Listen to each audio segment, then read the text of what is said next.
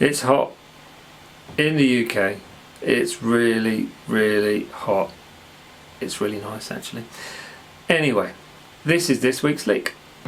So here we go. This is the first time round you hear it, or the first few times round you hear it, will be without the track, so the way it was written, and then the next few times will be with the track. So just as an example of how it works with that Hendrixy style track, which I've got at the end of this video. So here we go. 2, 3, 4.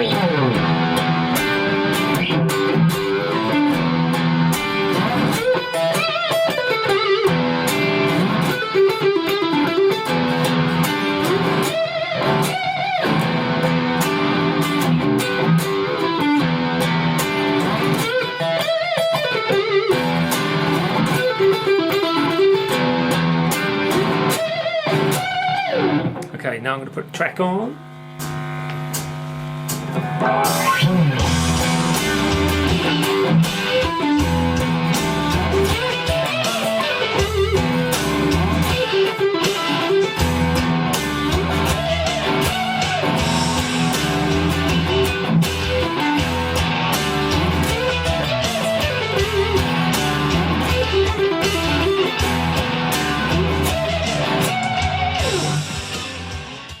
So, as you can gather, it's not really in the vein of my usual style of things where I'm playing along with the track, but I did give you two examples, one with the track and one without the track, or the other way around actually, but there you go, that's by the way.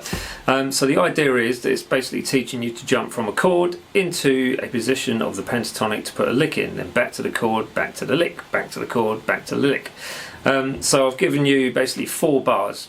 So each time you're going into that chord at the beginning of each bar, then you're into the lick. Now what you can do to expand this and make it work for you as a sort of progression from this point is learn the licks which I've given you, so playing the chord, learn the licks, but try and put your own things in, so you could keep this going for, I don't know, as long as you like, a whole day if you really wanted to. Might be a bit extreme though. So you could keep it going, just do the chord, then a lick, another chord, then a lick, take it to 16 bars, take it to whatever. You know, it's up to you, it's a tool for you to learn from. So the idea of it being that it takes you out of position and gets you used to jumping around and putting a lick in quick succession and then back to the chord, so working on your positions on the guitar and learning that fretboard or distances. So yeah, that said, and the chord we're using actually, before I move on, is an E7 sharp 9, so that's the typical Jimi Hendrix Purple Haze chord. For those that did not know, it's a great chord to learn. Let's get on with the breakdown, shall we? Shall we do it? Yep, excellent. Let's go.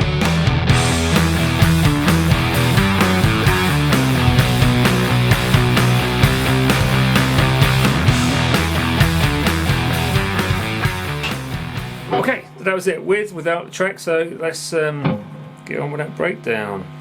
So to break the beastie down for you then, so we're starting off with 2 open E strings, so and the first one you can staccato it, so you get more of a thing like that, but you don't have to. I don't think I did, but it's up to you. Now the chord is an E7 sharp 9, which is basically 7th fret on the 5th string, then you've got 6th fret on the 4th, the 7th fret on the 3rd, and then 8th fret on the 2nd. So you should end up with those 4 notes. It sounds pretty rank, to be honest, on its own. It's just got that discordant sort of feel to it, but it works really well with the sort of grunginess of this riff. So anyway, so we play that twice, and so basically strum wise I'm going down and then up, and then you've got 2 kind of rakes of the string or percussive strums on those strings, so you lay your fingers flat and then do a down up on those, so you should end up with, okay, doesn't matter if you get little strings ringing out, it doesn't have to be dead, it can be as dead or as undead as you want it to be. So then we've got, after that 2 strikes, percussive strikes, you've got 12th fret on the 2nd and 3rd strings. First one staccato again, second one blues curl. And then you've got 14 and 12 on that 4th string. And then the same thing again, so 2 open E strings, 2 chords. Then you're straight into a pentatonic, sort of standard pentatonic riff, which goes 14th fret 3rd string full tone bend. Then you've got 12th fret on the 2nd, 12th fret on the 1st, into a 15th fret full tone bend on the 2nd string, to the 12th fret on the 1st, and then a faster part, which is basically 15 on the what's that one? 2nd string, pulling off to the 12th, and then to 14 on the 3rd string, and then the next bar starts with a 12th fret on the 3rd string, slide down, and you've got the open E string. So instead of doing 2 open E strings on the 3rd bar, you've got basically that. So it's quite a nice little technique to use. So, and then back into the chord again for the 3rd bar.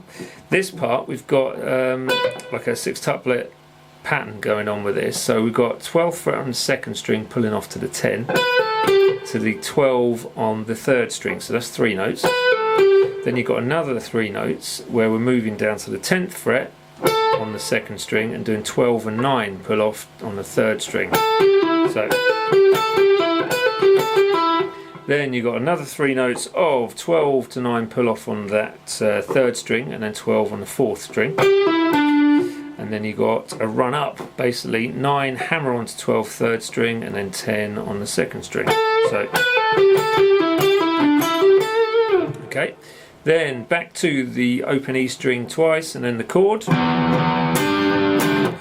This time you've got a double stop bend, kind of. So this one you're bending only the 2nd string. So you've got 15th fret on the 2nd string, and your first finger is on the 12th fret of the 1st string. So, and if you can, try and add vibrato on the top of that bend. It'll just make it sound a little bit more menacing. Then you take it up a tone to the 17th fret and the 14th fret, and then repeat the riff if you want to, or add in your own stuff. So variate things a little bit more, so it's down to you. Just try and be a bit imaginative for what you do and break yourself away from your normal pentatonic licks. Yeah, but that's the breakdown. So I'm just going to play it slowly for you now. So it goes 3 and 4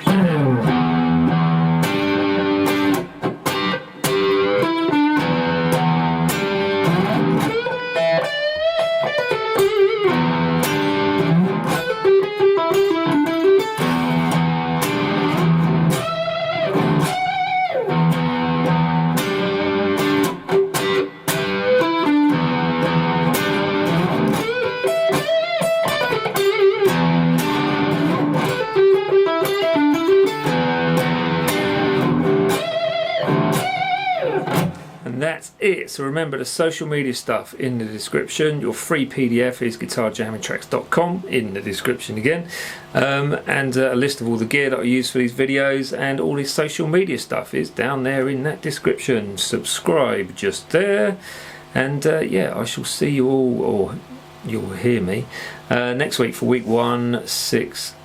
Hope you enjoy this one. Maybe more of the same next week, you never know. Latest taters, backing track coming up. Bye.